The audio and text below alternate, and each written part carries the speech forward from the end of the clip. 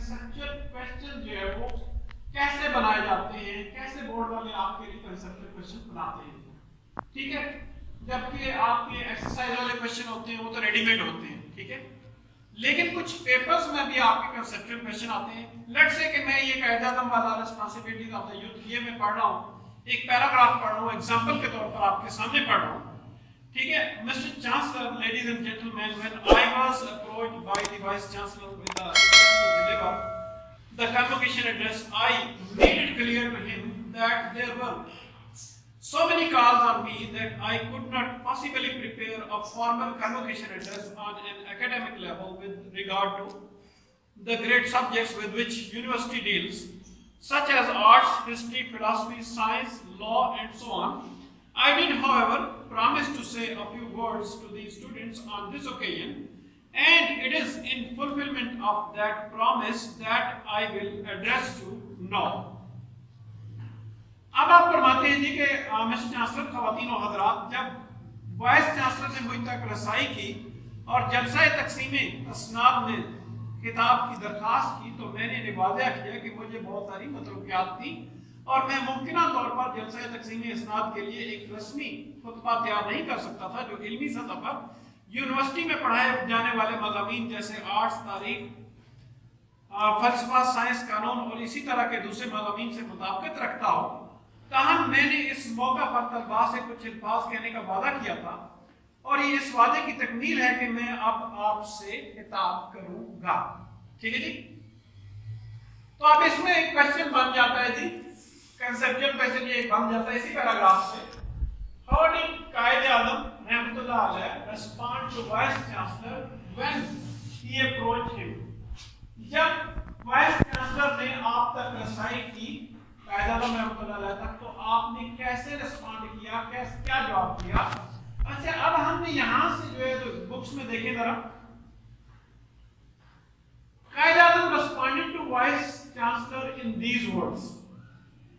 In these words कर दें, आप इसको आगे ब्रैकेट में कर दें, इन्वर्टेड कामास में कर दें, आगे कामा लगा दें, इन दीज वर्ड्स के बाद कामा लगा दें। आप लोग नोटबुक्स निकाल लें, लिख भी लें, Quaid-e-Azam responded to vice chancellor in these words, comma लगा दें, आगे फिर इन्वर्टेड कामास में यूं कर दें, या आप इन दीज वर्ड्स कर दें, साथ कामा लगा के आप जो है थर्ड पर्सन लगा दें। जहां लिखा हुआ है I made it clear, he made it clear to him that there were so many calls on him that he could not possibly prepare a formal convocation address on an academic level with regard to the great subjects with which university deals, such as arts, history, philosophy, science, law, and so on. He did, however, promise to say a few words to the students on this occasion, and it was in fulfillment. It is की जगह पे आपने क्या कर देना, it was in fulfillment of that promise that he would address them then. now की जगह पे आपने then लगा देना। इस तरह की थोड़ी सी आपने टेक्स्ट के अंदर मॉडिफिकेशन करके अपना आंसर बना देना है। क्वेश्चन भी आपने खुद ही क्रिएट करना है एक पैराग्राफ के अंदर, और आंसर भी आपने खुद ही डेवलप करना है, बनाना है। तो इस तरह कंसेप्चुअल क्वेश्चन बनाए जाते हैं। अब सेकंड पैराग्राफ हम पढ़ते हैं। First of all let me thank the vice chancellor for the flattering terms in which he referred to me, Mr. Chancellor. Whatever I am and whatever I have been able to do, I have done it merely as a measure of duty which is incumbent upon every Muslim to serve his people honestly and selflessly. सबसे पहले मैं vice chancellor का तारीफी अंदाज में मुझे मुखातिब करने का शुक्रिया अदा करता हूँ। जनाब वाइस चांसलर, मैं जो भी हूँ और जो कुछ भी मैं करने में कामयाब हुआ हूँ, मैंने इसे महज इस फर्ज की अदायगी के तौर पर किया है जो हर मुसलमान पर फर्ज है कि वो अपने लोगों की ईमानदारी से बेलौस खिदमत करे। अच्छा, ये पैराग्राफ हमने पढ़ा है, तो इसमें कंसेप्चुअल क्वेश्चन आपने कैसे बनाना है इसको गौर से देखें, ठीक है।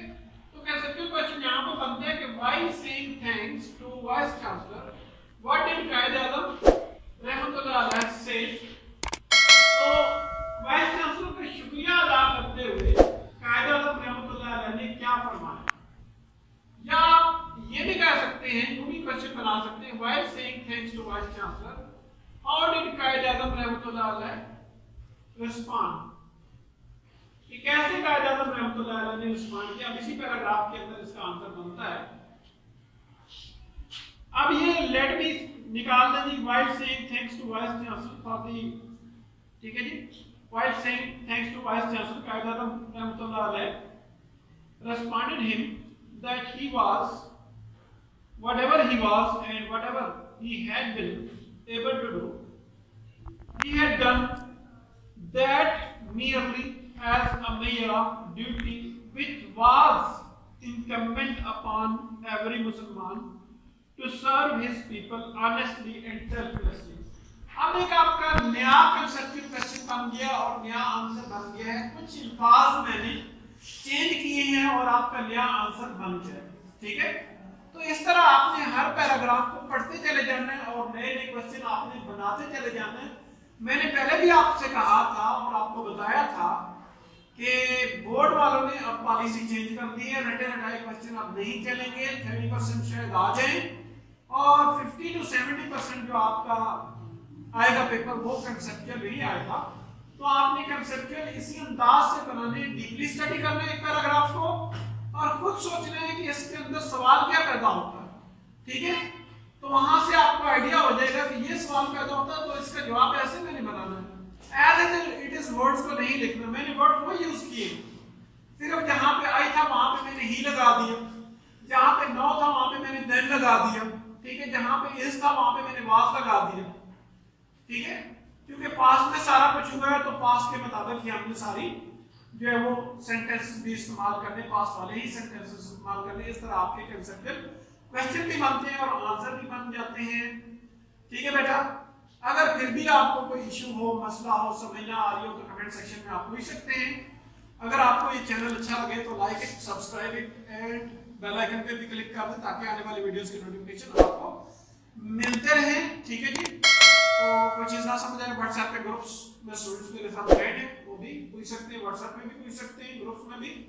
और जो एक्सटर्नल स्टूडेंट्स हैं वो YouTube में कमेंट सेक्शन में भी पूछ सकते हैं, ठीक। कोई चीज ना समझ आए तो, ठीक है। 12 अल्लाह हाफिज़, अंटिल नेक्स्ट लेक्चर।